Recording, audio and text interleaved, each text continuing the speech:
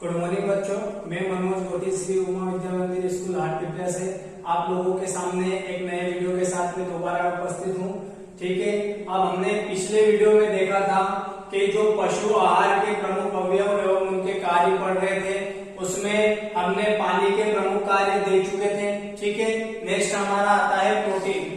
Protein के कार्य पढ़ने से पहले हम प्रोटीन के बारे में थोड़ा सा डिस्कस करेंगे, क्योंकि कुछ चीजें इंपॉर्टेंट है आपके सिलेबस में, तो उन चीजों को जानना भी बहुत जरूरी है। ठीक है, तो यहाँ पर हम देखते हैं प्रोटीन जो होते हैं वो क्या है, अमीनो अम्ल से मिलकर बने होते हैं, और जो टोटल अमीनो अम्ल है वो 20 प्रकार के होते हैं। ठीक है, कितने हैं? 20 प्रकार के अमीनो अम्ल होते हैं, जो काय के बने होते हैं, कार्बन, हाइड्रोजन, ऑक्सीजन, नाइट्रोजन आदि के बने होते हैं। ठीक है, ये हो गए प्रोटीन से थोड़ा डिस्कशन। ठीक, अब यहाँ पर एक इंपॉर्टेंट पॉइंट आपका आता है पशु आहार में।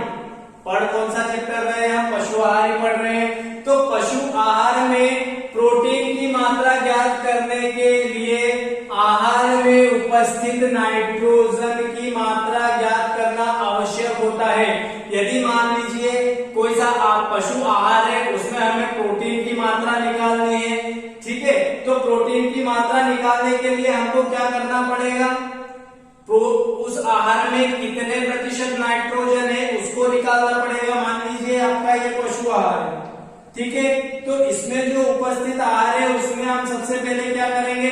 नाइट्रोजन का कंटेंट निकालेंगे। ठीक है, नाइट्रोजन का कंटेंट निकालने के बाद में हम क्या करेंगे? उसमें प्रोटीन की मात्रा ज्ञात कर पाएंगे।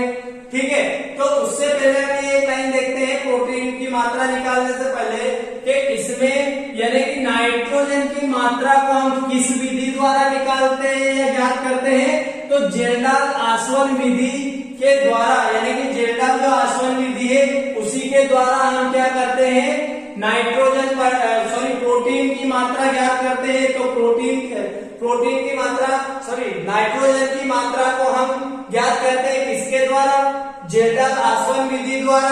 ठीक है, उसके बाद में हम प्रोटीन की मात्रा निकालने के लिए जो फॉर्मूला यूज करते हैं वो क्या है? प्रोटीन की मात्रा बराबर नाइट्रोजन की मात्रा, यानी कि जो हम जेरडाल विधि से जो नाइट्रोजन की मात्रा निकाल रहे हैं, मान लीजिए 5% आपकी नाइट्रोजन मात्रा आती है किसमें? आहार में। आहार में यदि 5% आपकी निकल के आती है या फिर 5% होती है, तो हम उसको कहाँ पर पुटअप करेंगे? नाइट्रोजन की मात्रा में यहाँ पर रखेंगे 5 और इंटू 6.25 जो भी है उससे मल्टीप्लाई कर देंगे, तो क्या होगा? प्रोटीन की मात्रा निकल जाएगी। उसी प्रकार हम देखते हैं यहाँ पर कुछ पॉइंट दे रखे हैं जिनके फुल फॉर्म आपकी बुक में अवेलेबल है। ठीक है, तो मैं यहाँ पर उनको बता देता हूँ। जैसे कि शॉर्ट फॉर्म में यदि हम सीपी वर्ड यूज कर रहे हैं, तो सीपी का फुल फॉर्म क्या होता है? क्रूड प्रोटीन होता है। क्या होता है? Crude protein. इसको हम क्रूड प्रोटीन भी बोलते हैं, या फिर इसको अपन क्या बोल सकते हैं? कच्चे प्रोटीन। तो जो क्रूड प्रोटीन होता है वही क्या होता है? कच्चा प्रोटीन होता है। ठीक है, अब यहाँ पर एक और वर्ड है डीसीपी। डीसीपी का मतलब होता है डाइजेस्टेबल क्रूड प्रोटीन, यानी कि जो कुल 5 क्रूड प्रोटीन होता है उसी को अपन क्या कहते हैं? 5 क्रूड प्रोटीन कहते हैं। इसी को अपन क्रूड प्रोटीन भी बोल सकते हैं, क्योंकि ये एक प्रकार से क्रूड प्रोटीन का रूप है।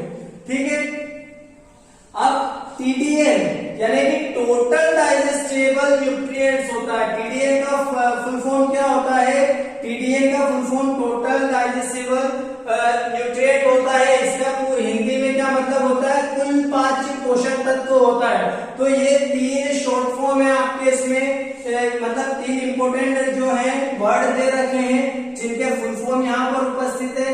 ठीक है, लिखे गए हैं, यानी कि ये आपकी एग्जाम के पॉइंट ऑफ व्यू से इंपोर्टेंट बन जाता है यदि वो शॉर्ट फॉर्म के रूप में यदि पूछना चाहे तो। ठीक है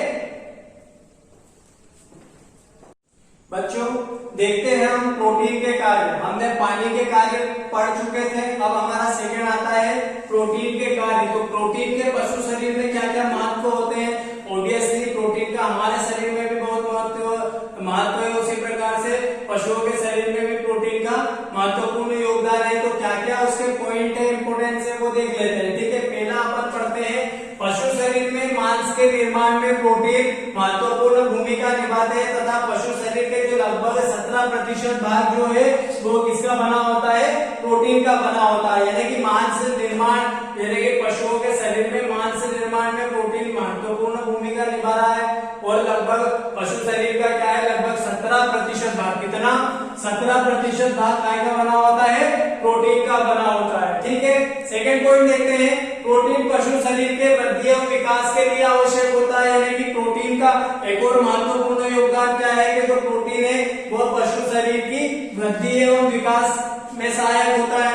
ठीक है, तीसरा पॉइंट हमारा आता है, प्रोटीन से पशु शरीर में बाल एवं ऊन बनते हैं। क्या है, पशु शरीर में, जैसे कि मान लीजिए हम भेड़ पालन कर रहे हैं, तो भेड़ पालन के लिए क्या होगा, प्रोटीन अति महत्वपूर्ण हो जाएगा, क्योंकि भेड़ से हमें क्या होते हैं, ऊन प्राप्त होता है। ठीक है, ऊन प्राप्त किससे प्राप्त होता है, भेड़ से, तो भेड़ के लिए भी क्या होगा, प्रोटीन अति महत्वपूर्ण हो जाएगा। ठीक, पांचवा, रक्त में ऑक्सीजन ढोने वाला हीमोग्लोबिन भी प्रोटीन का बना होता है। यानी कि रक्त में जो हीमोग्लोबिन होता है वो भी काय का बना होता है, प्रोटीन का ही बना होता है। ठीक है, तो यानी कि क्या है, रक्त में ऑक्सीजन को ढोने वाला, यानी कि रक्त में ऑक्सीजन का संचरण कौन करता है, हीमोग्लोबिन करता है। ठीक है, तो हीमोग्लोबिन के लिए भी प्रोटीन क्या हो जाएगा, अति महत्वपूर्ण हो जाएगा। नेक्स्ट पॉइंट अपना आता है, अंडा उत्पादन एवं दूध उत्पादन के लिए आहार में प्रोटीन की अच्छी मात्रा होनी चाहिए। ऑब्वियसली बात है कि अंडा उत्पादन हमें ज्यादा से ज्यादा लेना है या फिर दूध उत्पादन लेना है। ठीक है, तो दूध में भी, दूध और अंडे में प्रोटीन की प्रचुर मात्रा में उपलब्धता होती है। उसी प्रकार क्या होगा, अंडा उत्पादन और दूध उत्पादन के लिए भी प्रोटीन एक महत्वपूर्ण भूमिका निभाता है। उसी प्रकार हमारा लास्ट पॉइंट आता है प्रोटीन के इंपोर्टेंस के अंतर्गत, तो प्रोटीन पशु शरीर का संरचनात्मक ढांचा बनाता है। क्या बनाता है, प्रोटीन पशु शरीर का संरचनात्मक ढांचा बनाता है। यानी कि ये भी क्या होता है, प्रोटीन शरीर के निर्माण में भी क्या होता है, महत्वपूर्ण योगदान निभाता है। पशु आहार के अंतर्गत जो हमने देखा था, पशु आहार के अवयव एवं उनके कार्य देख रहे थे, जिसमें हमने पानी के और प्रोटीन के कार्य देख चुके थे।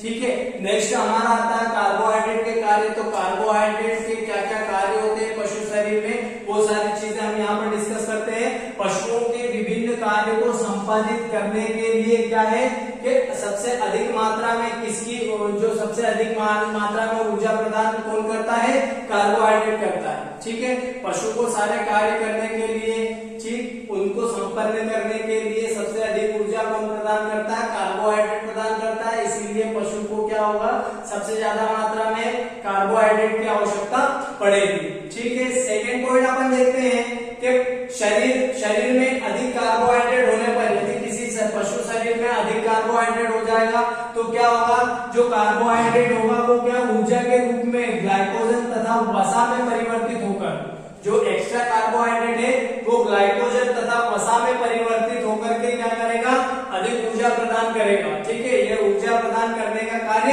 करता है।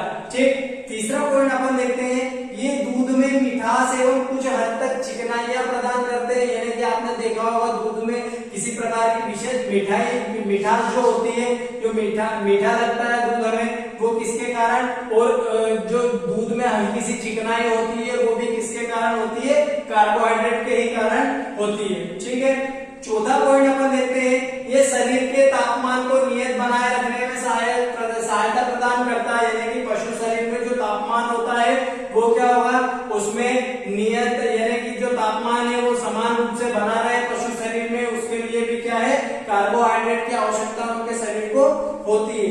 लास्ट पॉइंट अपना आता है, कम उम्र के पशुओं में फास्फोरस तथा कैल्शियम क्या है, कम उम्र के जो पशु होते हैं उनमें फास्फोरस तथा कैल्शियम के अवशोषण में भी क्या होता है, कार्बोहाइड्रेट महत्वपूर्ण योगदान निभाता है। यानी कि जो छोटे उम्र के पशु होते हैं उनमें फास्फोरस और कैल्शियम के अवशोषण में भी क्या होता है, कार्बोहाइड्रेट महत्वपूर्ण होता है। तो इस प्रकार से यहाँ पर कार्बोहाइड्रेट के कार्य भी अपने समाप्त हो जाते हैं। कार्बोहाइड्रेट के कार्य हम देख चुके हैं। नेक्स्ट हम देखते हैं, चौथे नंबर पर थे हमारा वसा के कार्य। तो वसा के क्या क्या पशु शरीर में क्या क्या महत्व होते हैं वो स्टेप बाय स्टेप समझते हैं। पहला पॉइंट हमारा आता है, वसा पशु शरीर को शक्ति एवं चर्बी प्रदान करने का कार्य करती है। जो वसा है वो क्या कार्य कर रही है, वो करती है। सेकेंड पॉइंट हमारा है वसा शरीर की सर्दी एवं गर्मी से रक्षा प्रदान करती है, यानी कि हमारे शरीर में वसा की मात्रा पर्याप्त रहेगी या फिर पशुओं के शरीर में पर्याप्त है तो उनको सर्दी एवं गर्मी से क्या होगी, रक्षा प्रदान होगी। ठीक है, उनको रक्षा करेगी। तीसरा पॉइंट है वसा शरीर के जोड़ों, यानी कि जो शरीर के जॉइंट होते हैं, जो जोड़ होते हैं, वो क्या है, जो वसा पशु शरीर के जो है जोड़ों को लचीला बनाए रखती है। क्या है, लचीला बनाए रखती है, जिससे पशुओं को क्या है, जिससे पशुओं को चलने फिरने में आसानी रहती है। किसमें, चलने फिरने में आसानी रहती है। चौथा पॉइंट हमारा आता है दुग्ध उत्पादन, अंडा एवं मांस उत्पादन में भी वसा की आवश्यकता होती है, यानी कि दुग्ध उत्पादन, अंडा एवं मांस उत्पादन में भी क्या है, वसा की आवश्यकता होती है। नेक्स्ट पॉइंट आता है हमारा वसा पशुओं में मांस बढ़ाने में सहायता प्रदान करता है, यानी कि जो वसा होती है वो पशु शरीर में क्या है, मांस को बढ़ाने में सहायता प्रदान करती है। ठीक है, लास्ट पॉइंट हमारा आता है पशु आहार में उपस्थित वसा जो है वो क्या है, दुग्ध वसा का निर्माण करती है, यानी कि दुग्ध में जो वसा होती है, आपने देखा होगा दूध में चिकनाई रहती है, तो जो चिकनाई होती है उसमें क्या है कि ज्यादा से उसमें वसा की मात्रा होती है। वसाई को, चिकनाई को हम क्या कहते हैं, वसा कहते हैं। तो पशु आहार में क्या है, वसा ही क्या करती है, दुग्ध वसा का निर्माण करती है। इस प्रकार यहाँ पर हमारे वसा के कार्य भी कंप्लीट हो जाते हैं। नेक्स्ट हम देखते हैं खनिज लवणों के कार्य। अभी तक हमने पानी, कार्बोहाइड्रेट, प्रोटीन्स वगैरह के कार्य देख चुके हैं। ठीक है, अब नेक्स्ट हमारा क्या है, खनिज लवणों के कार्य। तो खनिज लवणों के कार्य पढ़ने से, इनके कार्य देखने से पहले ये देखते हैं कि खनिज लवणों में कौन कौन से तत्व आते हैं। तो यहाँ पर हमारा पहला आता है कैल्शियम, सेकेंड मैग्नीशियम, फास्फोरस, नमक, आयरन, पोटास, तांबा, जिंक, आयोडीन आदि जो तत्व है वो क्या है, खनिज लवणों के अंतर्गत आते हैं। ठीक है, यहाँ पर हम इसके खनिज लवणों के कार्य एवं महत्व देखते हैं। तो पहला महत्व हमारा निकल के आता है दुग्ध उत्पादन में शरीर से निकले खनिज लवणों की पूर्ति करते हैं, यानी कि दुग्ध उत्पादन के समय, जो दूध दोहने के समय जो खनिज लवण दूध के साथ में निकल जाते हैं, ठीक है, या दूध के साथ चले जाते हैं, तो शरीर को क्या होगी, रिकवरी के लिए दोबारा खनिज लवणों की आवश्यकता पड़ेगी। तो इसके लिए भी हमको क्या है, पशुओं को खनिज लवण देने पड़ेंगे। ठीक है, अब इसके अलावा आगे देखते हैं कि दूध में लगभग कितने 1% खनिज होते हैं। जो दूध में कितने प्रतिशत खनिज होते हैं, 1% खनिज दूध में उपस्थित होता है। इस पॉइंट को ध्यान में रखना है। ठीक है, सेकेंड हमारा आता है युवा पशुओं की हड्डी, दांत, सींग, खुर आदि अंग बनाने में भी यह जो खनिज लवण होते हैं ये महत्वपूर्ण भूमिका निभाते हैं। नेक्स्ट पॉइंट है पशु शरीर में इन खनिज पदार्थों की जो मात्रा होती है, यानी कि अभी हमने यहाँ पर खनिज किसमें, दूध में देखी थी 1% मात्रा। ठीक है, अब यहाँ पर क्या है, पशु शरीर में, किसमें, पशु शरीर में जो खनिज पदार्थों की मात्रा होती है वो लगभग कितनी होती है, 3 से 5% तक पाई जाती है, या 3 से 5% तक खनिज लवणों की मात्रा पशुओं के शरीर में होती है। ठीक है, नेक्स्ट पॉइंट देखते हैं खनिज भोजन के पाचन में सहायता करते हैं, यानी कि जो ये विभिन्न प्रकार के जो खनिज पदार्थ होते हैं ये क्या है कि भोजन को पचाने में सहायता प्रदान करते हैं, किसको, पशुओं को। नेक्स्ट पॉइंट आता है अपना रक्त की पीएच को नियंत्रित रखते हैं, यानी कि जो रक्त का जो पीएच मान होता है उसको मेंटेन करने का कार्य भी कौन करते हैं, ये खनिज लवण ही करते हैं। ठीक है, यहाँ पर लास्ट अपना पॉइंट आता है पशु शरीर को विभिन्न रोगों से बचाते हैं, यानी कि जो विभिन्न प्रकार के खनिज तत्व होते हैं वो पशु शरीर में पशुओं को होने वाले विभिन्न जो रोग होते हैं उनसे उनकी रक्षा करते हैं। तो इस प्रकार से हमारे इस वीडियो में खनिज लवणों के कार्य भी हो जाते हैं। बाकी जो नेक्स्ट वीडियो आने वाला है उसमें हम कैल्शियम के, किसके, कैल्शियम के और विटामिन के कार्य देखेंगे जो कि हमारे लिए बहुत इंपॉर्टेंट बनते हैं। ठीक है, थैंक यू।